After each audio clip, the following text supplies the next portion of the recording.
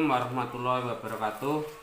Anak-anakku semua kelas 11 yang saya cintai dan saya banggakan.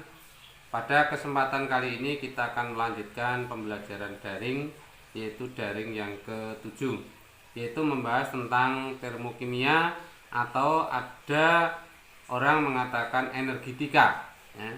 Kalau pada daring ke-6 kemarin kita bahas masalah minyak bumi, sekarang kita masuk ke daring yang ke-7, yaitu membahas termokimia.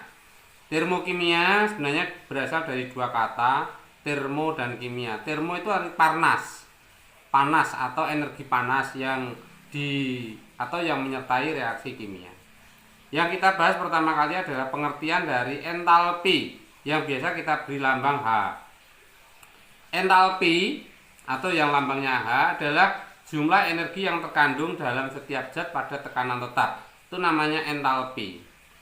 Nah, yang namanya zat yang ada di alam ini tidak ada yang sifatnya kekal, selalu mengalami perubahan.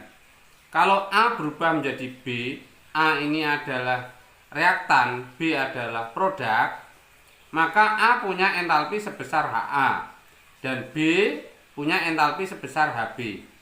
Nah, kalau kita ingin menghitung berapa perubahan energinya, berapa perubahan kalornya, berapa perubahan entalpinya, maka lambangnya adalah delta H. Delta itu perubahan, H adalah entalpi. Jadi perubahan entalpi adalah entalpi akhir HB dikurangi entalpi awal HA, atau perubahan entalpi adalah entalpi produk dikurangi entalpi reaktan. Itu untuk menghitung perubahan entalpi. Jadi delta H itu adalah HB dikurangi HA. Ini untuk persamaan umumnya. Berikutnya yang kita bahas adalah reaksi eksoterm. X itu keluar, dan reaksi endoterm. Indo berarti masuk. Yang kita bahas yang pertama adalah reaksi eksoterm.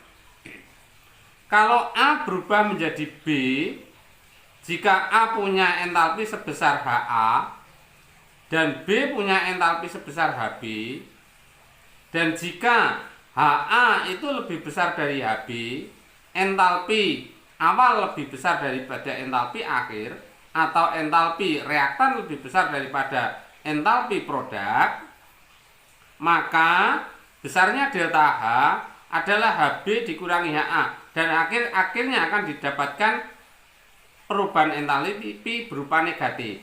Saya ulangi, jika HA lebih besar dari HB, maka delta H HB min HA akan diperoleh nilai negatif sebesar kilojoule. Ini perlu saya beri tanda khusus ya, perlu saya beri tanda khusus. Kenapa? Nanti akan merupakan suatu ciri tertentu bahwa yang namanya reaksi eksoterm itu nilai delta H itu adalah negatif. Ini yang perlu diingat-ingat. Atau delta H itu lebih kecil dari 0. Kesimpulannya bahwa reaksi eksoterm itu nilai dari entalpi awal atau entalpi reaktan itu lebih besar daripada entalpi akhir atau entalpi produk. Kesimpulan yang pertama, jadi H awal lebih besar daripada H akhir. Sehingga kalau kita cari delta H-nya akan diperoleh delta H negatif. Di mana delta H adalah entalpi akhir dikurangi awal. Kalau awalnya lebih besar daripada akhir, maka hasilnya adalah negatif atau delta H kurang dari 0. Ciri yang ketiga, kalor atau energi berpindah dari sistem ke lingkungan, melepaskan keluar ya.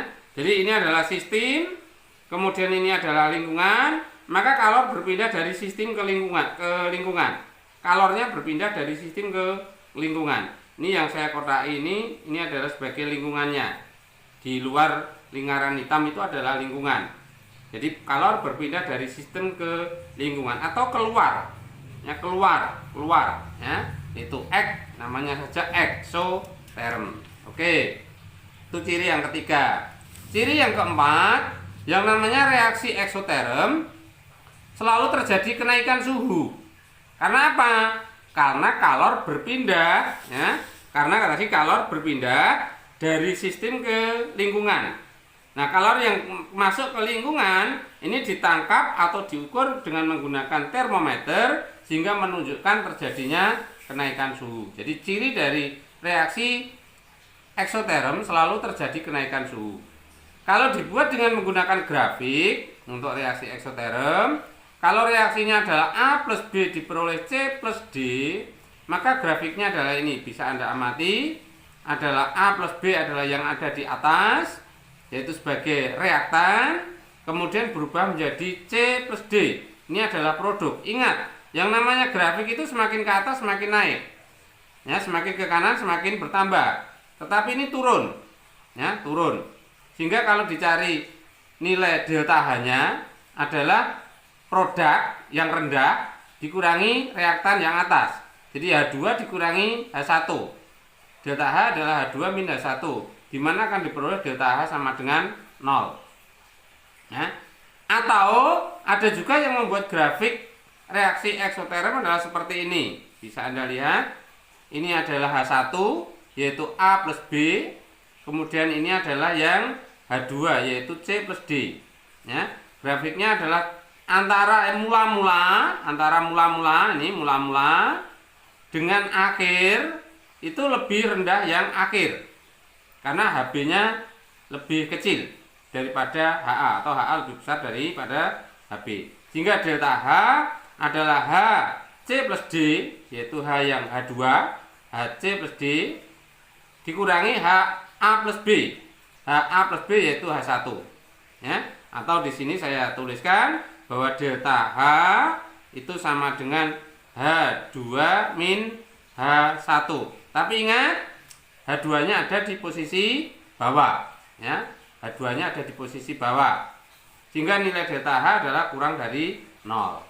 Itu grafik dari reaksi eksoterm. Nah, contoh reaksi eksoterm dalam kehidupan sehari-hari diantaranya kalau kita mereaksikan logam magnesium dengan HCl, itu akan terjadi MgCl2 plus H2. Ini terjadi kenaikan suhu. Ya. Kemudian kalau reaksi batu kapur dengan air CaO plus H2O dihasilkan CaO2 kali, ini juga terjadi kenaikan suhu. Karena terjadi kenaikan suhu, maka reaksinya adalah reaksi eksoterm. Dan contoh yang ketiga adalah reaksi-reaksi pembakaran. Semua reaksi pembakaran adalah reaksi eksoterm. Terjadi kenaikan suhu. Tidak ada orang membakar sesuatu atau proses pembakaran dihasilkan suhunya turun atau malah makin dingin, itu tidak ada.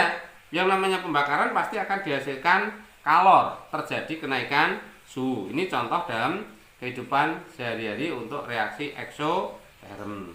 Oke, kita lanjutkan yang ketiga.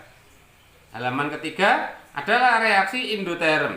Reaksi endoterm sama dengan tadi, kalau A berubah menjadi B, A adalah reaktan, B adalah produk, maka A punya entalpi sebesar HA dan B punya entalpi sebesar HB. Delta H, kalau kita ingin menghitung perubahan entalpinya, berarti HB min HA. Jika nilai HA lebih kecil daripada HB, artinya besar HB-nya, maka delta H, HB min HA diperoleh nilai positif. Ingat-ingat, yang namanya endoterm, delta H-nya adalah positif atau delta H lebih besar daripada 0. Itu untuk reaksi endoterm. Kesimpulannya apa? Bahwa untuk reaksi endoterm, nilai HA yaitu H reaktan lebih kecil daripada HB atau H produk, atau delta H adalah selalu positif, ya. Karena antara HA dengan HB lebih besar HB-nya. Jadi delta H-nya plus atau delta H lebih besar dari 0. Ciri yang ketiga, kalor atau energi berpindah dari lingkungan ke sistem. Ini yang saya kotai, yang di luar lingkaran hitam, ini adalah lingkungan. Ya, kemudian yang ada di dalam lingkaran hitam adalah sistem. Kalor berpindah dari lingkungan ke sistem. Masuk, terjadi penambahan. Ya. Maka reaksinya adalah endoterm. Indo itu masuk, terjadi penambahan. makanya delta H-nya adalah positif. Yang keempat, terjadi penurunan suhu. Kenapa terjadi penurunan suhu? Karena kalor dari lingkungan masuk ke sistem, sehingga suhu lingkungan itu turun. Karena suhu lingkungannya turun, maka terjadi penurunan suhu kalau diukur dengan menggunakan termometer. Sedangkan sistemnya itu menjadi bertambah kalornya, tetapi yang diukur adalah lingkungannya kalau reaksi endoterm. Berbeda dengan reaksi eksoterm tadi. Nah, ini kalau yang reaksi eksoterm. Kalau reaksi eksoterm ini terjadi kenaikan suhu. Kalor dari sistem pindah ke lingkungan. Jadi lingkungan mendapatkan suhu. Karena lingkungan mendapatkan suhu, karena lingkungan mendapatkan kalor, nah, jadi kalor berpindah dari sistem ke lingkungan mendapatkan kalor, maka suhu lingkungan menjadi bertambah. Ya, jadi yang dipakai ukuran selalu lingkungan. Demikian halnya kalau yang reaksi endoterm, kalor berpindah dari lingkungan ke sistem, maka yang diukur suhunya adalah selalu lingkungan. Maka lingkungannya akan suhunya turun. Karena apa? Kalornya masuk ke sistem. Jadi terjadi penurunan suhu. Grafik reaksi endoterm, kalau reaksinya adalah P plus Q menjadi R plus S, bisa Anda lihat di sini, ini selalu ke atas itu bertambah, ke kanan juga bertambah, gitu. Maka kalau P plus Q menjadi R plus S, maka ke atas. Ingat, kalau endoterm panahnya ke atas. Ya, delta H adalah H2 min H1, H2 min H1 atau delta H R plus S dikurangi delta H P plus Q. Jadi delta H lebih besar dari 0. Jadi bisa Anda bedakan dengan yang tadi untuk eksoterm. Kalau eksoterm panahnya ke bawah, tapi kalau endoterm panahnya ke atas. Diingat-ingat, itu yang membedakan ekso dan indo. Ya. Atau bisa juga ditulis seperti ini grafiknya sama, yaitu ke atas panahnya. Ya. Untuk yang endoterm, jadi mula-mula adalah P plus Q, hasilnya adalah R plus S. Jadi delta H adalah H2 yaitu R plus S dikurangi H1 yaitu P plus Q, sehingga diperoleh delta H sama dengan 0. Maaf, delta H lebih besar dari 0. Ya, itu untuk reaksi endoterm. Nah, contoh reaksi endoterm diantaranya adalah reaksi amonium klorida dengan barium hidroksida, dihasilkan amonia, air, dan barium klorida. Ini terjadi penurunan suhu. Karena terjadi penurunan suhu, maka reaksinya adalah endoterm. Ya. Kemudian contoh yang kedua, reaksi antara amonium nitrat dan air akan dihasilkan penurunan suhu. Ini juga termasuk reaksi endoterm. Ya. Itulah beberapa contoh reaksi eksoterm, endoterm yang terjadi di laboratorium. Kemudian tugas yang perlu Anda kerjakan, ini ada 3 pertanyaan. Yang pertama, berilah beberapa contoh, minimal 2 contoh dalam kehidupan sehari-hari yang termasuk reaksi eksoterm. Yang A, yang B adalah reaksi endoterm. Jadi reaksi eksoterm minimal Anda berikan 2 contoh, peristiwa apa begitu atau kejadian apa. Yang kedua adalah reaksi endoterm. Ya, peristiwanya apa, kejadiannya apa. Dalam tubuh kita saja banyak. Misalnya reaksi pernapasan, itu termasuk eksoterm atau endoterm. Kemudian metabolisme, ya, eksoterm atau endoterm. Fotosintesis, eksoterm atau endoterm. Fermentasi, eksoterm atau endoterm, dan sebagainya. Atau kejadian-kejadian lain yang ada dalam kehidupan sehari-hari, ya, itu. Yang kedua, jika batu kapur dimasukkan dalam tabung reaksi, kemudian ditambahkan air, akan terjadi kenaikan suhu. Pertanyaannya, jelaskan termasuk reaksi apakah kejadian di atas. Jadi ini tadi antara batu kapur dengan air terjadi kenaikan suhu, itu termasuk reaksi apa? Apakah eksoterm atau endoterm? Kemudian B, jelaskan yang merupakan sistem. Sing diarani sistem itu yang apa? Ya, yang mana sistemnya? Kalau reaksi antara batu kapur dengan air yang kita masukkan ke dalam tabung reaksi, itu sistemnya yang mana? Yang C, jelaskan yang merupakan lingkungan. Yang lingkungannya itu yang mana? Ya, itu. Yang ketiga, jika tangan kita terkena bensin, maka yang terjadi tangan menjadi basah dan akhirnya kering, serta tangan terasa dingin. Jelaskan mengapa demikian dan termasuk reaksi apakah peristiwa tersebut. Ya, apakah termasuk peristiwa eksoterm, reaksi eksoterm, atau peristiwa endoterm. Nah, mengapa bisa demikian? Kok bensin yang menempel di tangan semula basah menjadi tiba-tiba akhirnya menjadi kering dan tangan menjadi dingin. Nah, itu prosesnya bagaimana dan itu termasuk reaksi apa begitu. Ya. Demikianlah untuk daring yang ketujuh. Semoga saja materi daring ketujuh ini Anda semuanya bisa memahami dengan baik dan semoga ilmu yang Anda dapatkan dapat bermanfaat di akhir kemudian, ya.